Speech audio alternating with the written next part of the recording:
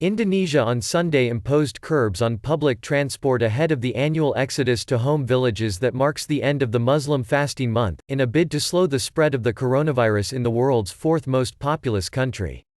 Still, the curbs are far short of the calls by some health experts for an outright ban on the Ramadan travel home as the number of cases and deaths from the new disease jump. Indonesia confirmed a record daily increase of 46 deaths on Sunday to 373, the highest official toll in East Asia after China, where the novel coronavirus was first detected. The number of cases rose by 399 on Sunday to 4,241, also the biggest daily increase. Health experts have been warning that Indonesia faces a surge in cases after a slow government response masked the scale of the outbreak. About 75 million Indonesians usually stream home from cities at the end of Ramadan, due this year at the end of May. There are concerns this could further ignite the spread of the disease.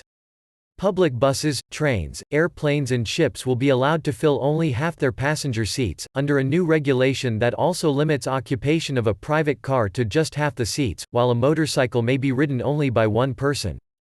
President Joko Widodo has been criticized for rejecting calls for a ban on the Ramadan travel home, as well as stricter lockdowns such as those imposed by neighbors.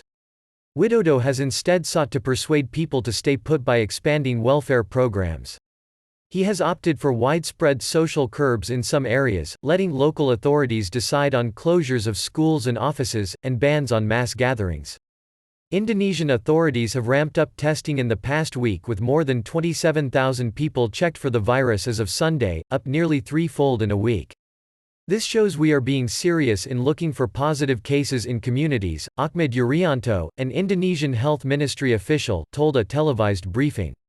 But the number of tests in Indonesia, a country of 260 million people, is still dwarfed by many neighbors. Malaysia, with 32 million people, has tested more than 71,000, while Vietnam had done nearly 119,000 tests by Friday. The Philippines also saw a record jump in coronavirus-related fatalities, with 50 more reported on Sunday, taking the total to 297, with 4,648 infections. Authorities in Manila have taken a tougher response than Indonesia by locking down much of the country, but they have also not undertaken mass testing. Southeast Asia as a whole has recorded some 18,000 infections and nearly 800 deaths, sparking concern about an escalating crisis in parts of the region.